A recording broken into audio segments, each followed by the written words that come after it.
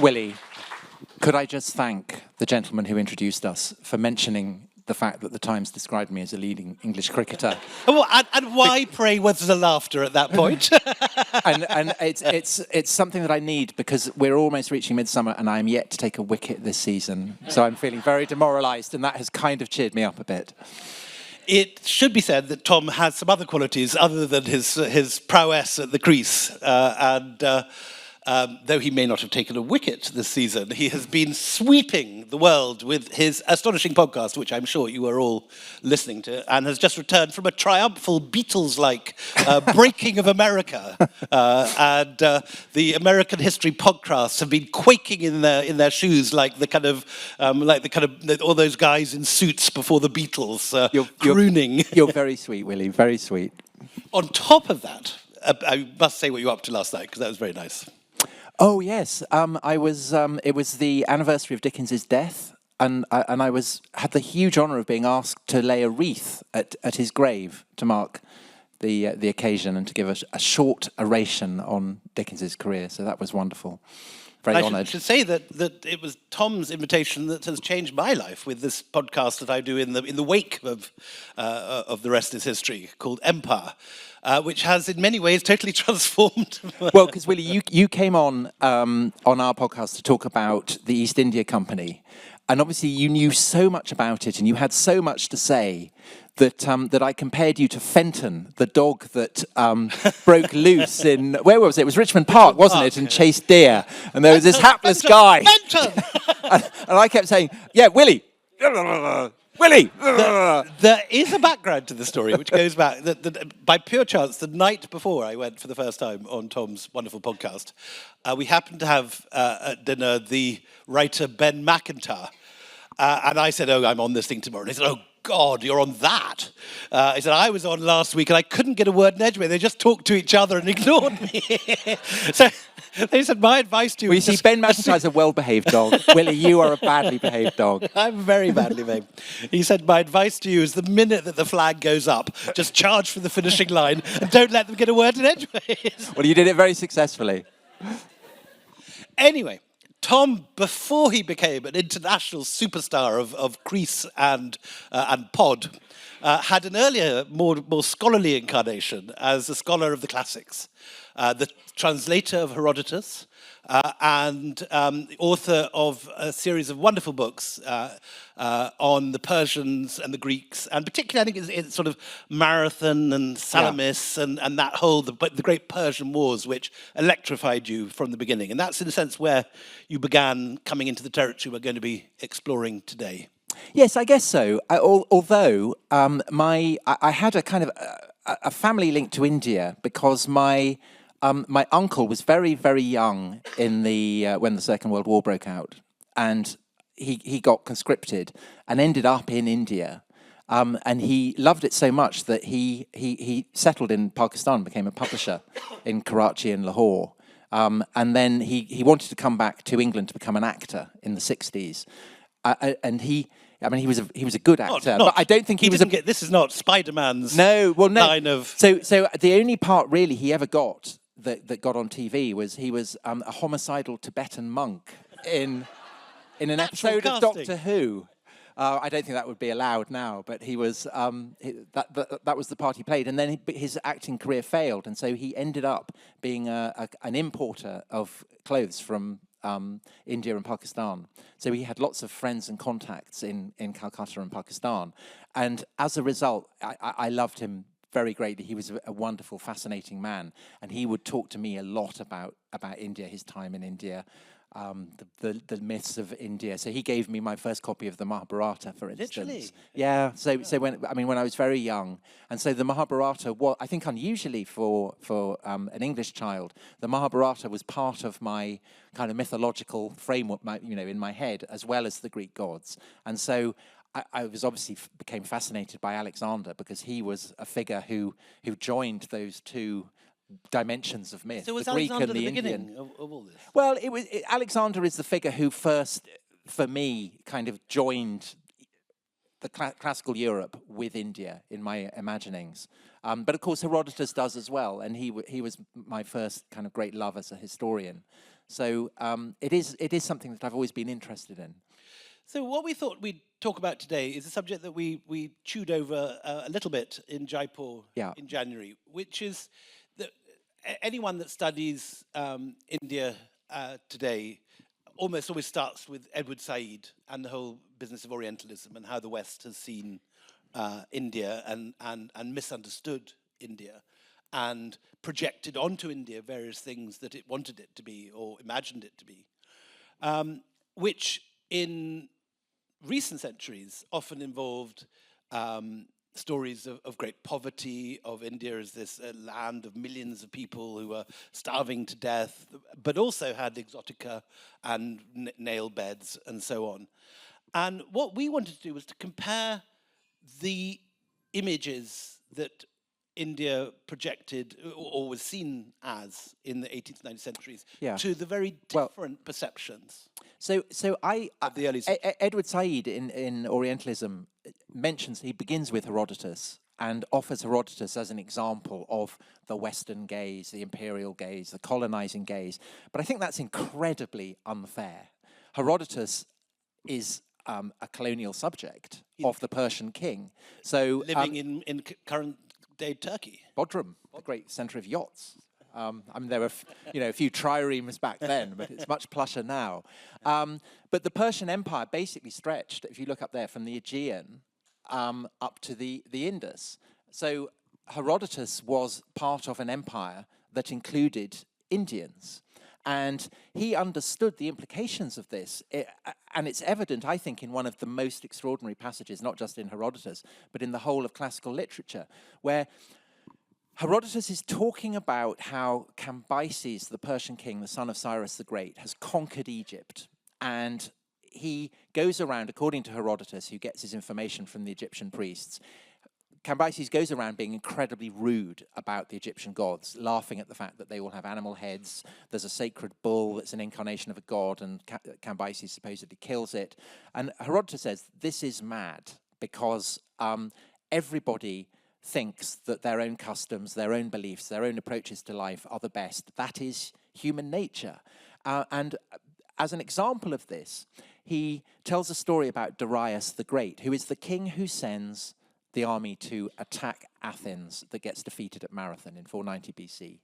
And he says that one day Darius summoned some Greeks who, when their parents die, burn them.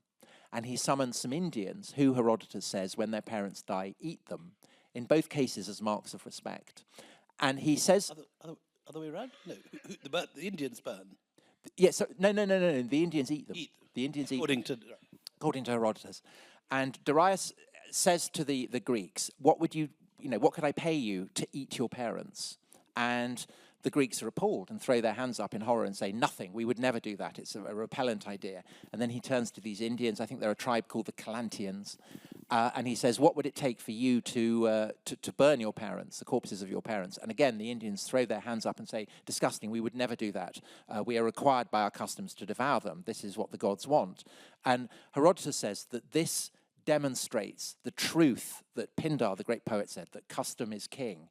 But I think that what's amazing about that is that Herodotus is placing Darius, the great king, as the kind of the fulcrum of the story. He's imagining himself into the shoes of a Persian and realizing that to a Persian, Greeks and Indians are both exotic and barbarian figures with astonishing customs, because, of course, the Persians don't do either of those things. And that's the whole point. And Herodotus, sitting in Bodrum, is on the edge of this empire which stretches to the Indus. Absolutely. So he is, he's part of, he doesn't come from Greece itself. He comes from the what's now the Turkish seaboard of the Aegean. And I think it's evident from, so cinnamon, for instance, has been found on Samos, which is the island. And silk. Very close. Yes, and this dates from the 7th century. So it's evident that even before the Persians come in the 6th century, it's evident that even before that there are trade links. So the Greeks are vaguely aware of there being this land of fabulous wealth and wonder far away in the east. But it's the coming of the Persians and the fact that Greeks find themselves part of the same imperial body as Indians that enhances the ability of someone like Herodotus, who wants to essentially make sense of the entire world. There is nothing he comes across that he's not interested in. And so, of course, he's interested in the stories of India. Now, many of these stories that Herodotus reports of India are bonkers. Well, let's say notoriously far-fetched. He does seem to have had an obsession with the idea that Indians eat people. So I mentioned the story about how this tribe that eat their parents. He reports as well that there are no pressures on the Indian health service, for instance, because the moment someone falls ill, they eat them. And this might be a policy that perhaps the government might want to consider as very health, very healthy no need food. For the NHS. He reports that there are certain Indians who mate in public. That still happens in Goa, allegedly. But well, yes, but generally not Indians, is it? It tends to be Germans, exactly. Exactly. He reports that the semen of Indians is black, and again, you may think, how does he know? And what's even more intriguing is that Aristotle, a century later, says this is definitely not true. And again, Aristotle the Great, he's ever a practical man. Empirical studies. I mean, it's mind boggles. My view of Aristotle now. But with all of this, so he reports the same of Ethiopians, that their semen is black. And again, you wonder, well, how does he... And I think that this is actually very flattering to the Indians, because the Ethiopians, like the Indians, are peoples who are kind of midway between reality and fantasy in the Greek mind. And they are seen as being peculiarly blessed. So you may remember that in the Iliad, and the Odyssey, Poseidon goes and feasts with the Ethiopians.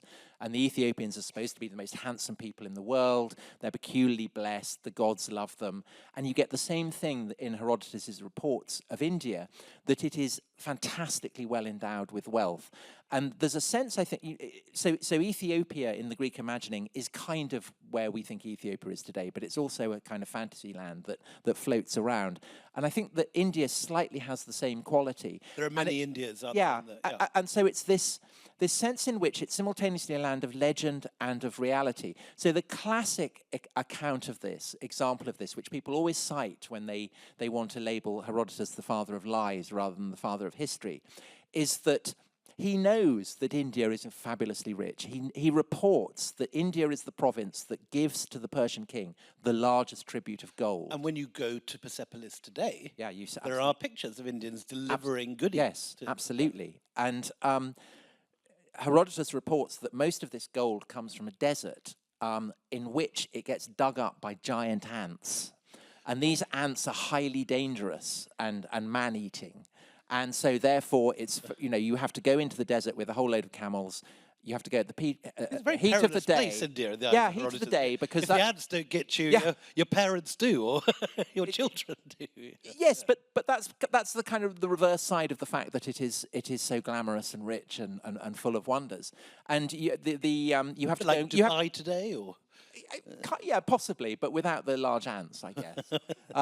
So the ants throw up, they dig their holes, they dig up the gold. You go along in the heat of the day because the ants are sleeping in their holes. You pick up the gold and scarper with the camels. And the ants wake up and chase you, and you have to cut loose a few camels so that the ants will eat the camels rather than you. And then you get back home. And this has always been, mad. Where the hell did he get this from? But there's a wonderful theory that marmots apparently dig up, in the Himalayan marmots dig up, they dig holes and the earth gets thrown up. And the idea is that the process of kind of, can one say Chinese whispers these days? I'm not sure, but you know what I mean, that the word perhaps as it has been reported over the vast landmass of the Persian Empire, that the word for marmot, by the time it reaches Greece, has become ant. And the marmots dig up gold dust in the process of throwing their burrows. Yes, exactly. Yeah. So there's a kind of kernel of truth there.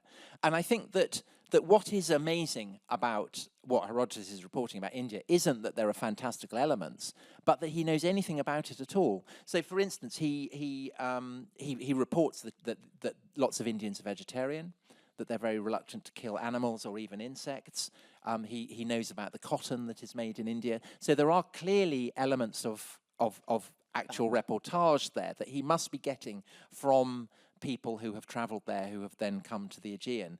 I mean, just to put this in context, Herodotus says, he's giving his account of Europe, and he says it is reported that there are islands beyond the landmass of Europe. But this is clearly nonsense. I don't believe it at all. I mean, no one could live in that appalling weather. So he doesn't think Britain exists. So he's got India absolutely right compared to Britain. Yeah. Yes, pretty much. Yes. Well, yes. And obviously, over time, you have Alexander, who then... Is he the next time we hear about India in the West? Anyone else reporting about Well, Alexander is seismic because he actually goes there. Yeah. And he goes there because it had been ruled by the Persians and because the Alexander following sees... the ends of the Persian Empire. Well, but also, I think... Because the Greeks buy into Persian propaganda, which is that the Persian king is the king of kings, the king of the world, and although the Greeks have managed to stop the Persians expanding into Europe, they feel that Asia is the proper territory of Persian rule, and therefore basically the Persians rule all of Asia, and so they assume that because the Persians rule India, that must be the easternmost point of the world. And so Alexander, when he's conquered Persepolis and is heading eastwards, he's going up into what is now Afghanistan, into Pakistan, and then down to the Indus, because these are lands that were ruled by the Persian king. And so he feels that as the heir of the Persian king, he is entitled to conquer them. But he reaches the Jhelum and he wins this great battle, and he wants to press on because he's heard reports that there are even more fantastical lands eastwards of him.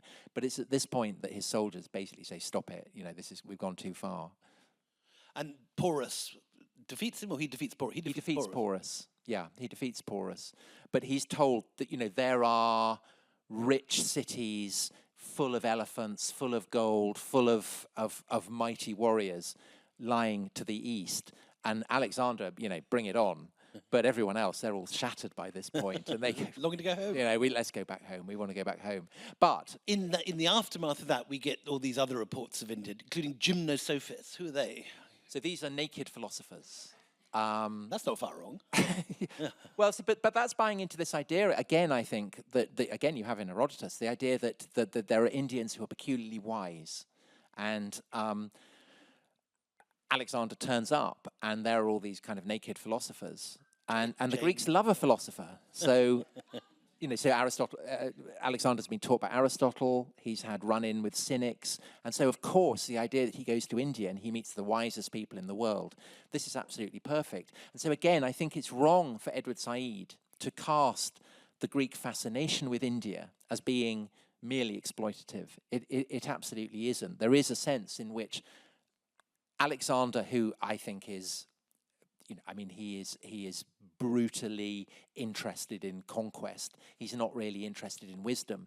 But within a few generations, his campaign to India is being recalibrated as the desire of someone not just for conquest, but for learning. And so this is why he goes to India. He wants to sit at the feet of these naked philosophers.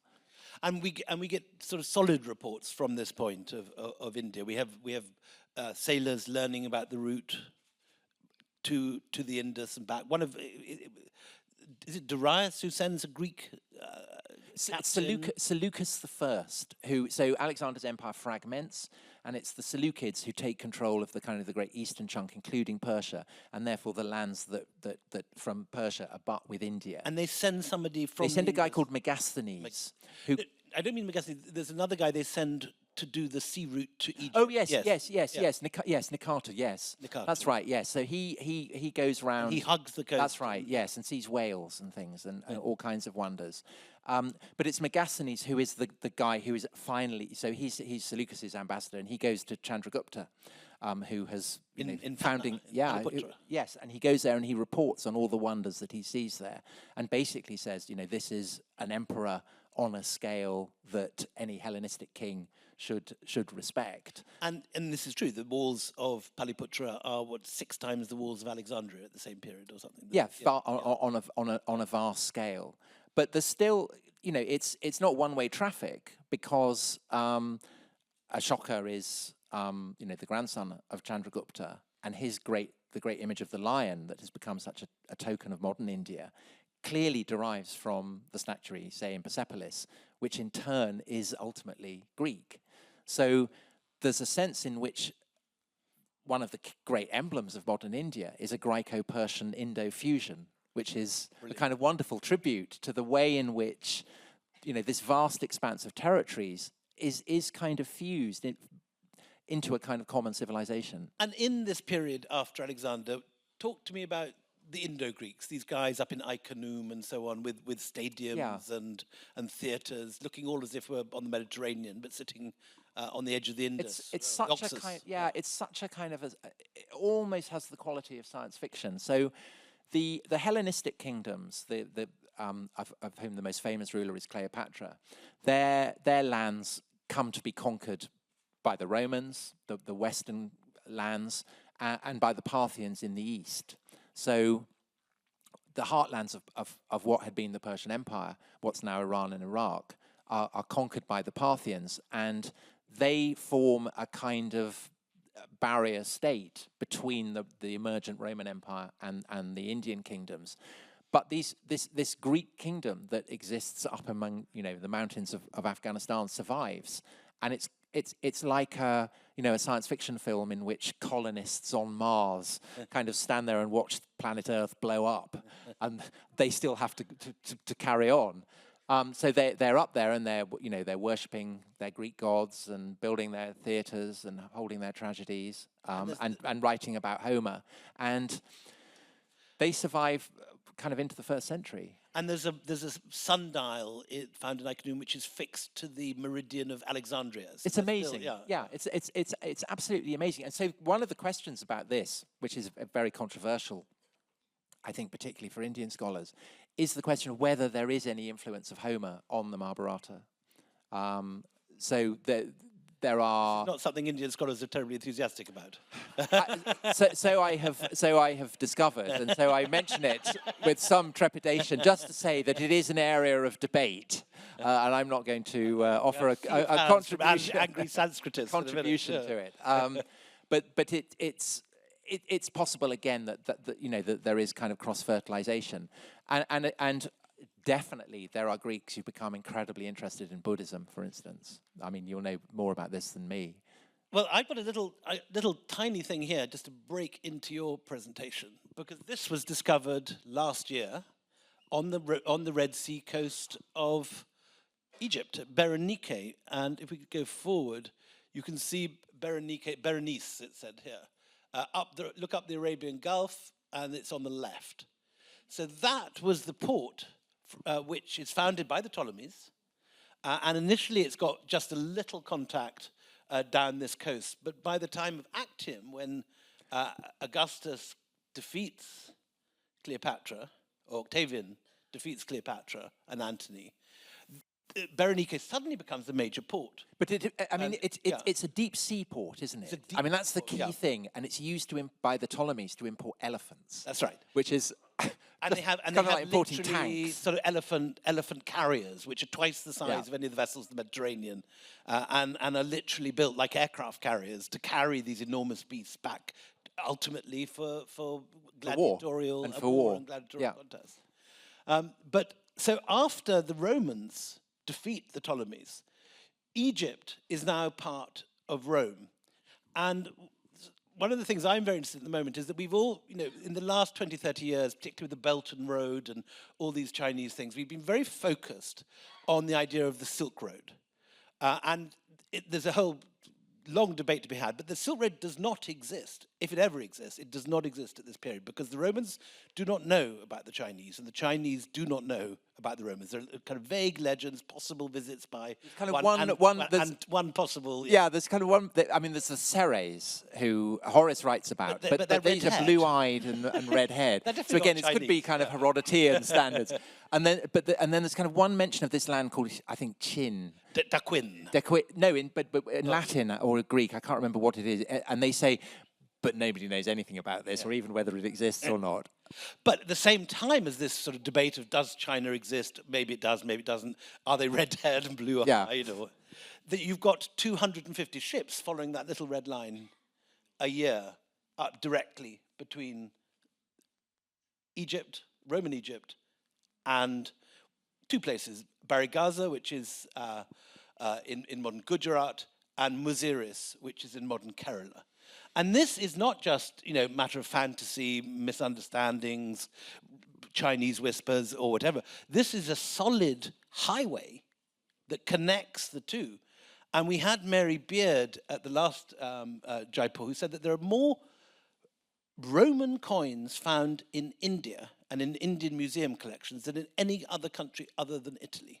And the other amazing thing about that is that many of these coins are faked by Indian moneyers. Yeah. You have fake Louis Vuitton bags being made in India even. because basically Roman coinage becomes the mode of exchange in India, and so obviously you want to have a bit of it, and so you will find coins that are minted in India, supposedly of Roman emperors, where the Latin doesn't quite make sense. I mean, it's being. Just like in later periods, you get in Italian frescoes, Cufic, that doesn't quite make sense, where they tried to copy. Yes, exactly Arabic like that. Exactly like that. So just to go back, this is the crucial new bit of document, which is scholars have been analysing. This has changed everything. It's called the Muziris Papyrus, and it was basically discovered in a rubbish dump in Roman Egypt, and has now found its way to Vienna. And what it is a shipping manifest for one. What do you call it? A container in a cargo ship running from Kerala. So it's the ancient world equivalent of that container that got stuck in the Red Sea. Yeah, exactly, exactly that. And there's a huge amount of debate, and these are things scholars knock backwards and forwards, and it goes backwards and forwards each year. But just to give you an idea of what's possibly the case, according to some scholars, is that so expensive is this container, which is full of ivory, and 6 tons of ivory. Nard, which is what Martha rubs on Christ's feet in the gospel, which is an aromatic rub that was very expensive in the Roman world. I mean, Willie, the ivory, of course, the most intriguing piece of ivory that has clearly come from India is the statue of whatever she is. I can't remember what people think she is now. Turn up in the second. But found in Pompeii. Anyway, yeah. It's because it's traditionally called Lakshmi, but it's not thought to be Lakshmi now, is it? I think it's just a Yakshi. Yeah. But just to give the idea of the figures, so the one container, and a large container ship may have contained at this period 10 or 12 containers, and each one of them is only one of. Anyway, 250 ships leaving from one port at this period, directly going to India every year.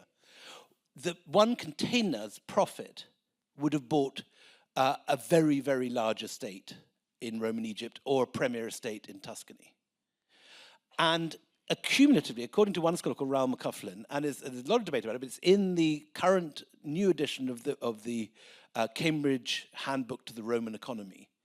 So great was the customs take at Berenike that it alone paid for 1/3 of the entire Roman imperial budget. The entire budget, which stretched from the Danube to Egypt, from Libya to eastern Turkey. And there's a sense, I think, in the Roman historians when they're trying to gauge whether an emperor is a good or bad emperor. Emperors who charge a lot of customs duties on the Indian trade are bad, and ones who lower it are good. Because they get, so you get. Just quickly run through some of these slides just for 5 minutes. So on this tombstone in the Abruzzi, north of Rome, there is this dromedary carrying amphora of wine, and it seems to be from a family called the Petici. And if you look at the top of this slide, this is in a rock shelter in Egypt, and you have this guy called C. Peticius, who is known to be a freedman of this, basically the kind of Chianti family of their day, who were exporting wine to India. And there's a great deal of stuff about how much the Indians liked Italian wine. And there's even a version of Iphigenia in Tauris, which she goes to India, and they manage to free this princess by getting all the Indians drunk and then whipping her back. So there's a huge amount of toing and froing, and these are the Indian boats of the time. This is Borobudur, a little bit later, but just to give you an idea of the scale of this trade, this is a glass beaker found at Bagram under the air base that the Americans just pulled out of last year, and it shows the Alexandrian lighthouse with the statue on top. And this is all part of this trade because the gladiators is all found in the middle of Afghanistan. So you've got Roman trade coming to the port at the mouth of the Indus, going up the Indus by punt, and being stored. Porphyry dishes from Egypt. And it does seem to be specifically Egyptian, which is... Yeah, because as you say, there is no Silk Road because whether it's from China or from Central Asia, these goods are coming down to Kerala and being taken there. And so it's a Silk Road plus a silk shipping lane. Exactly, and the shipping lane, and so all these high-value goods are going, and you suddenly find all these Ptolemaic Egyptian gods influencing or turning up in Bagram. So this is Harpocrates, and he turns up. You see with his finger to his mouth, that's how he's shown. These are two Egyptian ones found in Afghanistan, and this is a Gandharan sculpture where he appears with two fingers on the corner of a statue. This is Mathura, south of Delhi, and it seems to be influenced by the iconography of Harpocrates. Just a couple more examples to show all these ideas. So this is in the center from Egypt in the 1st century AD, a picture of Isis suckling Horus. And on the left is a Gandharan sculpture of Hariti, the Yakshi, with a child. This is someone who, Yakshi is a fearsome beast, blood-sucking beast who likes eating children, and she's converted by the Buddha to become the patron saint of children. But they're using the same imagery and the same, very similar, right down to touching her breast with one hand. Then you get Serapis, who is the god of Ptolemaic Alexandria, turning up on Kushan coins, minted in Mathura. Man-spreading in an appalling way. A lot of man-spreading going on. Serapis and an early version of Lord Shiva on the left in some of the paintings from Afghanistan. And then you get these early Buddhist paintings that look to Coptic models. Just very quickly, these are all from Miran, which is... I wouldn't trust him. I wouldn't trust him as far as I could throw him. So just quickly look at, this is a Gandharan Buddha in the British Museum. This is now in Delhi in the National Museum, and compare it to this Hermes here. Look at the lips. This is in the textile, this is in Miran. So you're getting very similar faces turning up between Coptic Egypt and northern Afghanistan. I mean, look at these three. Left and right is Coptic work from Egypt. Center is from northern Afghanistan, southern China, Xinjiang. Anyway, enough images. But just you see, so you've moved from a world where you've got, at Herodotus' period, strange rumors spreading to a world now where... But I think what is intriguing is that in Rome, you still have this sense of India as a land of fantastical wonders. So Pliny the Elder, who writes this great encyclopedia, alternately batshit crazy and brilliantly detailed and accurate. So the batshit crazy stuff is in the case of India is absolutely interfused with all kinds of stuff that he does know about. But I mean, just as Herodotus had, he has this sense that for instance, animals in India are of an enormous size, and so he says that eels in the Ganges are 300 feet long. that trees in India are so high that even if you shot an arrow as far as you could, it wouldn't reach the top. Locusts are 3 feet long. Snakes are so large that they can swallow elephants. And this is all kind of very familiar stuff. But at the same time, and actually I think, there are kind of parallels here with attitudes in England and Britain to India, say in the 17th or 18th centuries, that back then as well, people are saying, India is amazing. I mean, it's full of all this kind of extraordinary stuff, even as people are going there to make enormous amounts of money. So in Egypt, there are these figures called Aryabhats who are basically nabobs. I mean, these are people who are making enormous amounts of money from kind of handling the customs flow of trade from India that's coming into the Roman Empire. And one of them is so rich that he is able to pay for the gold and silver that plates the gates of the temple in Jerusalem. So this is just before the sack of Jerusalem, because his son is he's the governor of Egypt when the Judean revolt breaks out, and joins Titus in the siege of Jerusalem. And he's so notorious that Juvenal is incredibly rude about him and describes him as the Aryabhat. Yeah, it's really interesting in exactly the way that nabobs would be criticised, by Augustan satirists in 18th century England, and as in the 18th century, so the spectacle of this wealth and glory excites Roman cupidity. They kind of start to fantasize about conquering it, and the emperor who seriously, I think, is, if not conquering Egypt, then certainly conquering the way stations and shortening the length of voyages to India, is Trajan. Because Trajan, great conqueror, conquers Dacia, what's now Romania, and the Romans are terribly excited because an Indian ambassador arrives in Rome to congratulate him. And this is seen as evidence of Trajan's kind of global renown. And when Trajan launches an invasion of Iraq, never a good thing for a Western leader to do, and he reaches the Persian Gulf and he sees a ship sailing away, and he says, "Where is that ship going?" And he's told it's sailing to India. And Trajan, he does the equivalent, the weeping of salt tears that Alexander is supposed to have done, that there were no fresh worlds to conquer. Trajan weeps because he's too old to take ship for India and conquer it.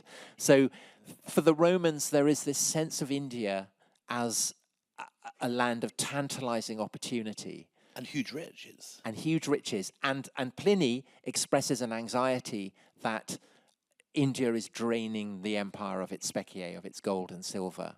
And Trajan's response. And there's even one of the South Indian dynasties sends a trade delegation to discuss the Roman balance of trade problem. It's all terribly familiar. Yeah.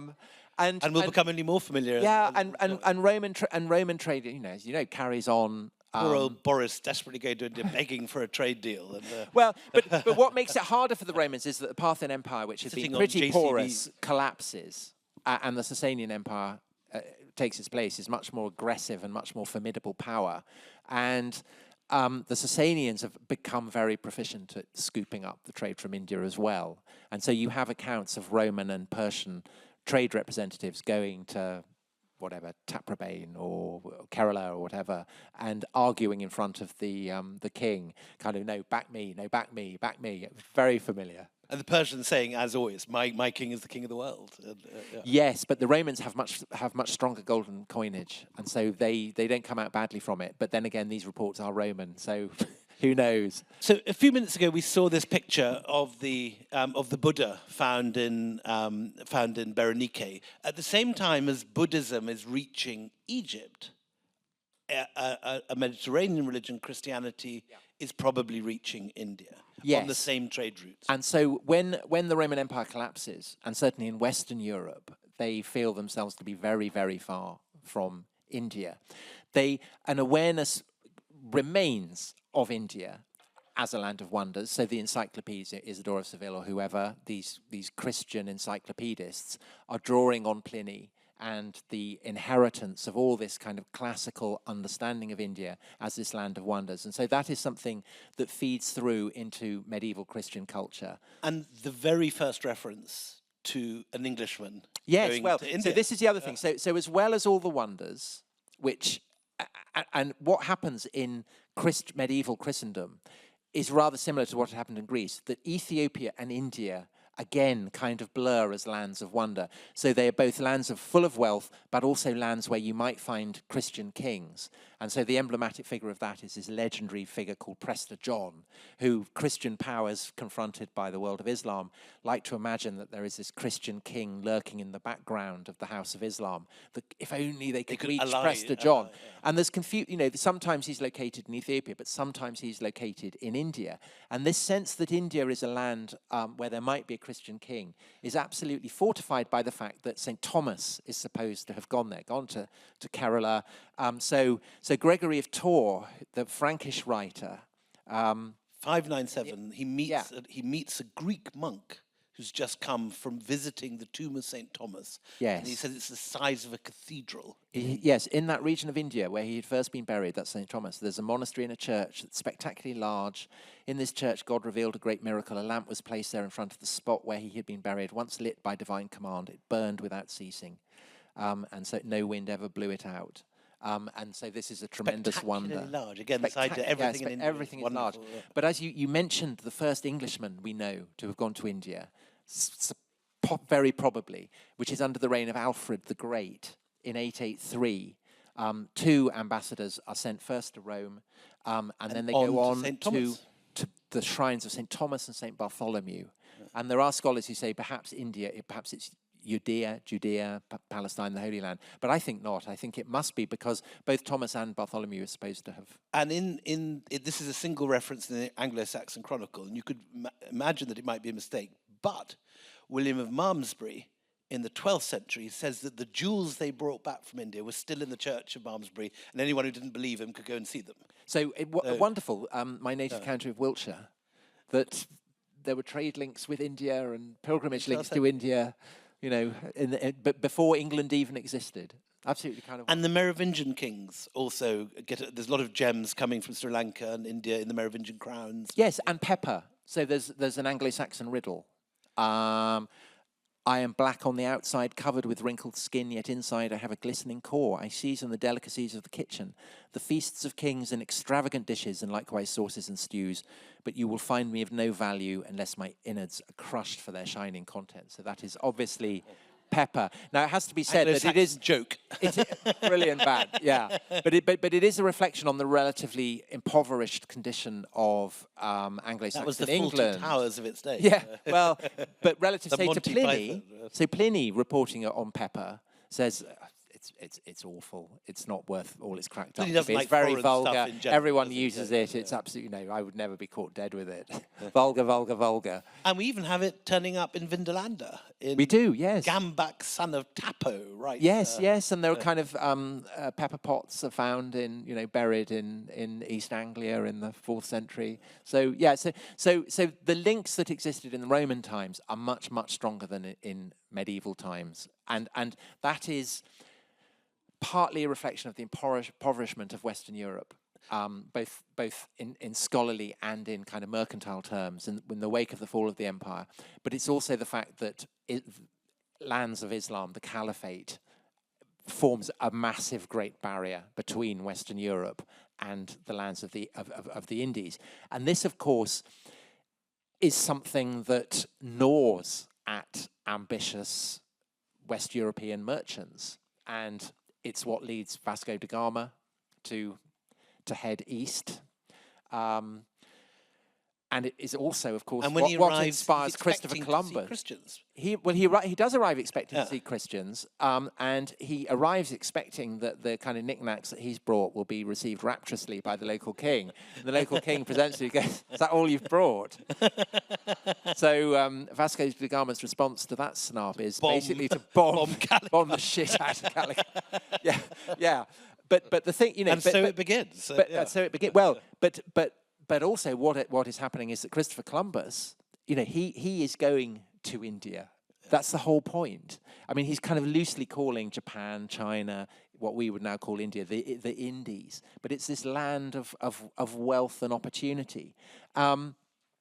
And of course, he's horribly wrong. You know, his calculations are wrong. Everybody who said to him, "You will never get to India by going west," was actually right. But of course, he discovers something else. But the backdrop to Columbus and the fact that what he brings back is pretty rubbish, and the reason, say, that the Portuguese are not interested at all, this is why they don't sponsor him, is that they've got a better deal. You know, they've set up all these trade links that will enable them to get to India. They have got to India. They have the wealth of the Indies. Columbus doesn't. Columbus just has, you know, whatever it is he's bringing back, not very much. So we don't need to tell this audience that India overtook the economy of this country last year, and projected, if in the current rates, will overtake Germany and Japan in the next decade, turning it into the third economic power in the world. So this is not something weird and strange and the result of brilliant policies. It's just that this is this weird blip in world history, which is Vasco da Gama to 1947. Yeah, but I think also that it's not just about wealth. It's not just about wealth. It is because is it Mark Twain who said that India, of all the lands in the earth, is the land that most people would want to visit. That it is the land most full of wonders. And it's not just Europeans who are saying that. You know, Chinese visitors are saying that as well. It's pretty much a Eurasian consensus. Why isn't this sponsored by Incredible India? We need the Indian Tourist Board next year, please. But you know, but basically, you know, whether it is I don't know, Kipling or the Beatles or whoever, English people going to India, and they're not just going there to kind of loot it. They're going there because they're fascinated by it, because it is so beautiful, so rich, so intellectually stimulating. And this is something, again, that is part of a continuum that reaches right the way back to ancient Greece. Ladies and gentlemen, Tom Holland.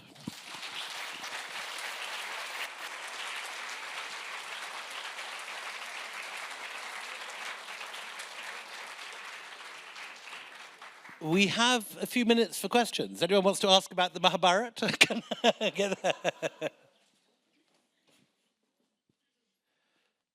Gentleman there? Up here.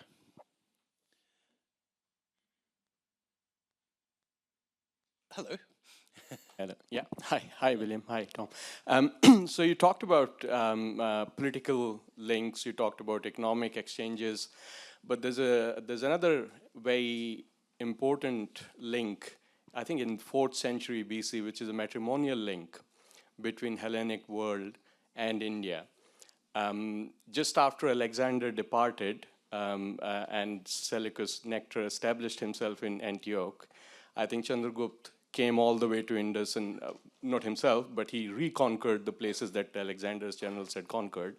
And I think Seleucus's plan was to push back, but then he was advised that he's going to face a very formidable adversary. So instead of fighting, he sent his daughter as to marry. 300 elephants or something is part of the deal? Yes. Actually, in Antioch, some murals are still being excavated, and there are figures which look like very closely like elephants, and they don't look like thousands. I think he claimed thousands, 3,000, but you can't get 3,000 elephants from India in exchange for a daughter. So probably he just gave him some However elephants, gorgeous she was. took his daughter, and but you know, the important point is literally within a century of when Herodotus thought that Indians devour their parents, one of the biggest Greek king sent his daughter to be married to Chandragupta, you know, not to be devoured by her son or kids. So there was a very intimate link as well at that point of time, which you're right. I think later on, because of the Parthians and others, there was this wedge which disconnected things. Because you know, political, economic links are fine, but you know, these other kind of emotional, matrimonial, those kind of links are more sustainable and intimate. Sorry. Yeah, I mean, so Herodotus, he goes to Egypt, and I mean, I think most people would accept that he's not lying when he says that. He probably goes to Babylonia, but it's evident that India is too far for him to get to. The striking thing about Alexander and his successors is that they are directly abutting India, and so they can experience the reality of it. And once, as you say, I mean, so basically the center of gravity for Hellenistic kings, for the kings who are the heirs of Alexander, is always going to be the Mediterranean, because that's where that's where they've come from. That's their main focus of interest.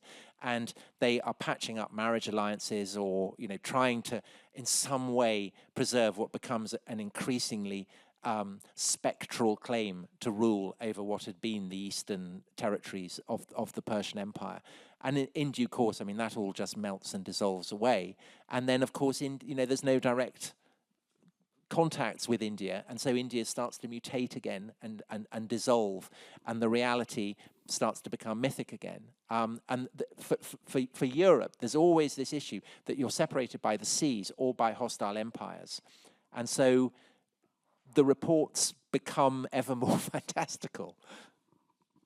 But things do reach India. Even in the Byzantine period, you have, for example, some of the, I think it's Varahamira, the mathematician, says that he's drawing on a Yavana Sutra, which seems to be a Greek text of some sort. Yeah. Yes, and then after this gentleman behind. You don't need a microphone at all, sir. Are you an actor, sir? Well projected. As you say, between the European empires, the Hellenistic Greco-Roman world, the separation of seas or hostile empires, the elephant in the room for me is China and India, which I don't know if you know much about it. What was going on between them? Because not much separated them, and they were obviously great economic powers. So what do we know about their... Well, I'm not going to pretend to any great knowledge on that. But two obvious things that link them are Buddhism. So you have Chinese pilgrims going to India, to the, rather as Anglo-Saxon pilgrims are going to Jerusalem. Chinese pilgrims are going to India and marveling at what they see. Well, rather like Indians going to Harvard today, Chinese go to Nalanda then. And Nalanda is the great university. Nalanda is Harvard, is Yale, is Oxford, all rolled into one. But also kind of like going on pilgrimage to Mecca or to, because it's a holy land. But also, obviously, there's incredible trade, because the silk that is reaching Rome is coming from China via middlemen in India. Yeah. That's the key. The Middle Ages is a different story, but at this period, there is none of that Silk Road map which goes from Xi'an to Antioch. It's a myth. It doesn't happen. What's happening is it goes to Kashgar, and then it goes down to Kerala, and it's shipped off. But there also the possibility, I think, and I can't remember how or when I read this, that there are trade kind of going around Indochina, around...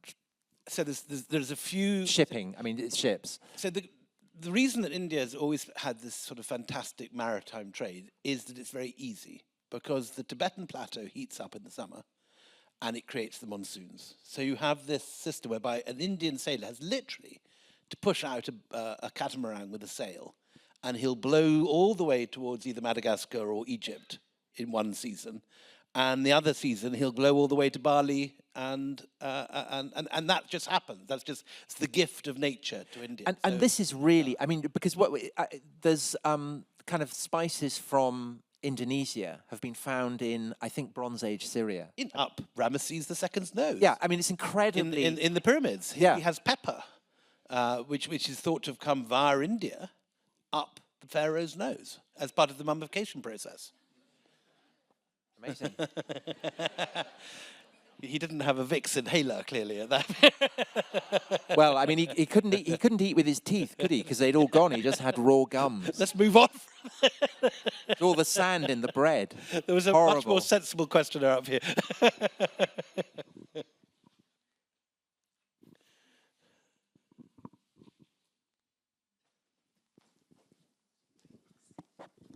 I'm sorry, I don't have that powerful a voice, so I need the mic.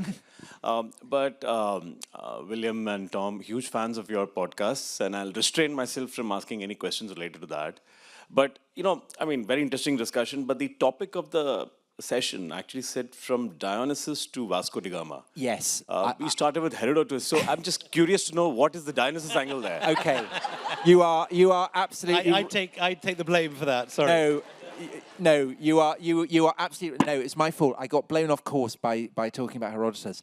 So, yeah, and Willie just kind of dragged me off chasing deer around Richmond Park. So I mentioned Samos as being this land where cinnamon is dating from the 7th century BC has been found. And Samos is also an island that is peculiarly associated with Dionysus and with India because people there found the huge fossilized bones, and they were able to work out that these bones were elephantine. And so they drew the conclusion that these elephants could only have come from India. And the only time that they knew there had been an invasion from India was when Dionysus, the god of wine and kind of ecstatic orgies and all kinds of fun stuff like that, had turned up at the head of an enormous army and conquered Greece. And so the theory was that these... From India? From India, yes. That he'd come from India. So India was even then associated with ecstatic orgies. Absolutely, yes, yes. So the Baki, the Maenads, the people who follow him, these are felt to be very Indian way of behaving. Maybe so very that Goa, Netflix very series. Goa. Buddha, Yes. no, it's. And so they look at these bones and they say these must be the bones of elephants that came with Dionysus's invading army. But in fact, we now know that these are mastodon bones. But they're right, that they're elephantine. You and had so as to far get as to dinosaurs at some point. well, didn't you, kind of Tom? dinosaurs. This is, as far as we know, the earliest correct identification of a fossil. Brilliant. So that's the Dionysus link. That's lovely. Sorry, I got distracted from it. This lady on the extreme right.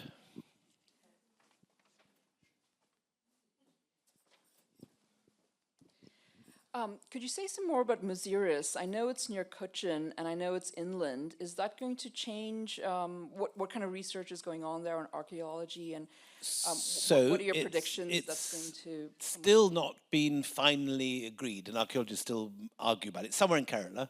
It's on the coast. It was a big port. There are two rival excavations, one at Puttenham and one at Cranganore, that claim to be Maziris. But it's quite possible that it was big enough that it was both, that it stretched up the coast for a considerable distance. But it's definitely the Kerala coast. And on an early map in the Vatican now, there's even a picture of a mysterious Templum Augustus. Yeah. Which is supposed to be a temple to Augustus sitting in this remote corner. It'd be great, wouldn't it? Yeah. I mean, it'd be amazing. Have we got time for one more question? Is that Rory Fraser at the back? Rory, you definitely get a question. I'm sorry, the other person too.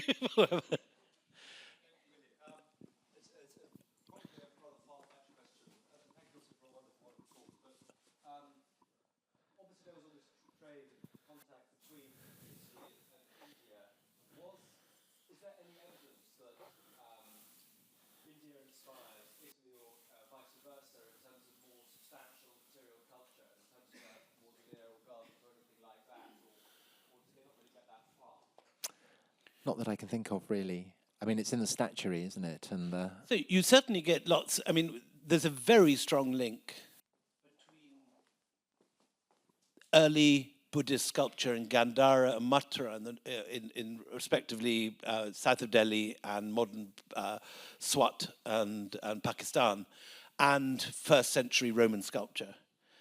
And there is a debate about whether the earliest images of the Buddha in Gandhara are based on images of Apollo or of the Caesars. You also get strange images in Rome at the same time of Roman figures with little top knots like the Buddha, urna, on their head, and whether this is copying Roman stuff. One possible theory is that you really get this going from the 3rd century, that Gandharan sculpture gets into its stride in the 3rd and 4th century. And one theory is, 4th century onwards, and one theory is that as you get Egypt Christianizing and you get persecution of pagans, that they had... you get emigration of pagan sculptors to what's now Pakistan. Because one of the things that art historians are always amazed by is that quite a lot in art history, you have someone copying something from a distant place. and he might do quite a faithful copy of it, but he will misunderstand it in some way. It'll be in the wrong context or whatever. The Gandhari never misunderstand. Everyone is always amazed by how, and you have, I mean, very strong images, for example, of the Trojan horse turning up in the middle of northern Pakistan near Peshawar. Yes. And they're really Don't good go there, images. William. Yeah, they're too good to be chance. So there is good. It's not far-fetched to imagine actual Roman sculptures, probably from Roman Egypt, ending up as far away as northern Kushan Empire. There is an architectural influence of Rome on India, but it's a much longer term one. So, first century AD, Roman architects using the incredible concrete that they're able to make thanks to Vesuvius and the Bay of Naples start developing the dome. And they build these domes along the Bay of Naples, and it's a kind of great marker of wonder.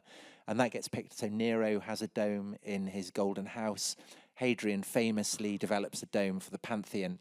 And this then becomes something that gets exported to the East. So Hagia Sophia is, the Persians might have a dispute about this. Well, but the model of the dome that then gets picked up by the Sasanians and, of course, by Islam. So the Dome of the Rock is modelled on Roman archetypes, and that then becomes by Byzantine architects. By Byzantine architects, and so that then becomes part of the fabric of Islamic architecture, which then gets exported to India. So ultimately, without the Romans, there wouldn't be the Taj Mahal. Which brings us back to Rory's thesis, which was on how Vanbrugh, as a young man working in the East India Company, went to Surat, saw Mughal architecture, and came back and built Castle Howard. It's a constant spinning hamster wheel. It goes round and round. Yeah. Anyway, thank you, Willie. Before we go completely off, thank you very much. Ladies and gentlemen, Tom Holland. Willie.